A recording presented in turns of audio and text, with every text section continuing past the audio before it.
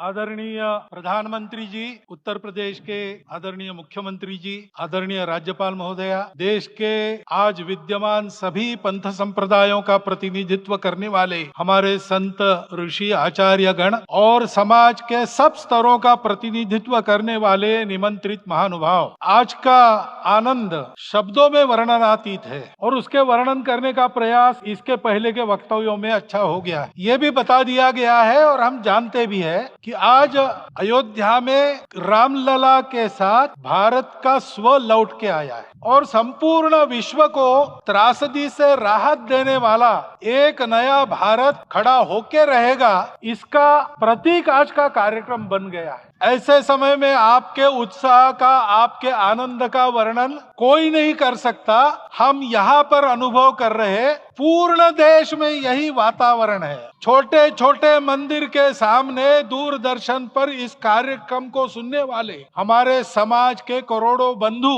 वहां पहुंच न पाए ऐसे घर घर के हमारे नागरिक सज्जन, माता भगिनी, सब भाव विभोर है, सब में आनंद है, सब में उत्साह है। और ऐसे समय में जोश की बातों में थोड़ी सी होश की बात करने का काम मुझे ही दिया जाता है। आज हमने सुना कि इस प्राण प्रतिष्ठा महोत्सव में पधारने के पूर्व प्रधानमंत्री जी ने कठोर व्रत रखा। जितना कठोर व्रत रखने को कहा था, उससे कई गुना अधिक कठोर व्रताचरण उन्होंने किया। मेरे पुराना उनसे परिचय है, मैं जानता हूँ वो तपस्वी है ही, परंतु वो अकेले तप कर रहे हैं, हम क्या करेंगे। अयोध्या में रामलला आए, अयोध्या से बाहर क्यों गए थे, रामायण में क्यों गए थे बाहर, तो अयोध्या में कलह हुआ। अयोध्या उस पुरी का नाम है जिसमें कोई द्वंद्व नहीं, जिसमें कोई कलह नहीं, जिसमें कोई दुविधा नहीं। वो हुआ 14 वर्ष वनवास में गए, वो सब ठीक होने के बाद दुनिया के कलह को मिटा के वापिस आए।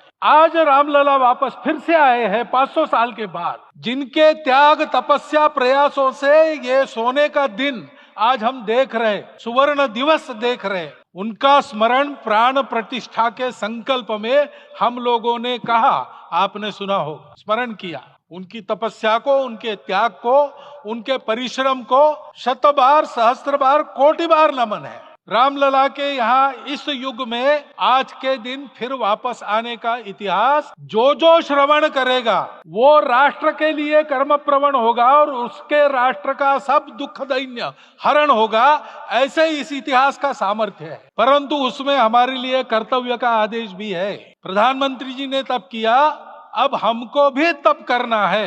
राम राज्य आने वाला है, वो कैसा था, दैहिक दैविक भौतिक तापा, राम राज नहीं कहु व्यापा, सब नर करहि परस्पर प्रीति, चलहि स्वधर्म निरत श्रुति नीति, सब निर्दम्भ धर्म रत पुनि, नर अरु नारी चतुर सब गुनी, सब गुणज्ञ पंडित सब ज्ञानी, सब कृतज्ञ नहीं कपट सयानी। राम राज्य के सामान्य नागरिकों का जो वर्णन है, हम भी इस गौरवमय भारतवर्ष की संतानें हैं। कोटि कोटि कंठ उसका जयगान करने वाले हमारे हैं।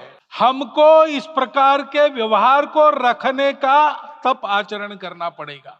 हमको भी सारे कलह को विदाई देनी पड़ेगी। छोटे छोटे परस्पर मत रहते हैं, छोटे छोटे विवाद रहते हैं, उसको लेकर लड़ाई करने की आदत छोड़ देनी पड़ेगी। आखिर है क्या, ये बात बताइए। वो सामान्य नागरिक कैसे थे, निर्दम्भ प्रामाणिकता से आचरण करने वाले, केवल बातें करने वाले नहीं और बातें करके उसका अहंकार पालने वाले नहीं थे, काम करते थे, आचरण करते थे और अहंकार नहीं था, ऐसे वो थे। और धर्मरत थे, यानी क्या थे, इस पर कठिन भाषा में प्रवचन बहुत लंबा हो सकता है, लेकिन थोड़े में धर्म के जो 4 मूल्य जिनकी चौखट पर धर्म है, ऐसा श्रीमद् भागवत में बताया है, सत्य, करुणा, शुचिता, तपस, उसका आज हमारे लिए युगानुकूल आचरण क्या है। तो सत्य कहता है कि सब घटों में राम है, ब्रह्म सत्य है, वही सर्वत्र है। तो हमको ये जानकर आपस में समन्वय से चलना होगा, क्योंकि हम चलते हैं, सबके लिए चलते हैं, सब हमारे हैं, इसलिए हम चल पाते। और इसलिए आपस में समन्वय रखकर व्यवहार करना, ये धर्म का पहला जो पैर है, सत्य, उसका आचरण है। करुणा दूसरा कदम है, उसका आचरण है सेवा और परोपकार। सरकार की कई योजनाएं गरीबों को राहत दे रही, सब हो रहा है, लेकिन हमारा भी कर्तव्य है, ये सब समाज बांधव हमारे अपने बंधु है, तो जहां हमको दुख दिखता है, पीड़ा दिखती है, वहां हम दौड़ जाए, सेवा करें, दोनों हाथों से कमाएं, अपने लिए न्यूनतम आवश्यक रखकर बाकी सारा वापस दे, सेवा और परोपकार के माध्यम से। ये करुणा का अर्थ आज है। शुचिता पर चलना है, यानी पवित्रता होनी चाहिए। पवित्रता के लिए संयम चाहिए, अपने को रोकना है। सब अपनी इच्छा है, सब अपने मत, सब अपनी बातें ठीक होंगी ही ऐसा नहीं, और होगी तो भी अन्यों के भी मत है, अन्यों की भी इच्छाएं हैं, और इसलिए अपने आप को संयम में रखते हैं तो सारी पृथ्वी सब मानवों को जीवित रखेगी। गांधी जी कहते थे, earth has enough for everyone's need but it cannot satisfy everyone's greed. तो लोभ नहीं करना, संयम में रहना और अनुशासन का पालन करना, अपने जीवन में अनुशासित रहना, अपने कुटुंब में अनुशासन रहना, अपने समाज में अनुशासन रहना, सामाजिक जीवन में नागरिक अनुशासन का पालन करना। भगिनी निवेदिता कहती थी कि स्वतंत्र देश में नागरिक संवेदना रखना और नागरिक अनुशासन का पालन करना, यही देशभक्ति का रूप है। इससे जीवन में पवित्रता आती है।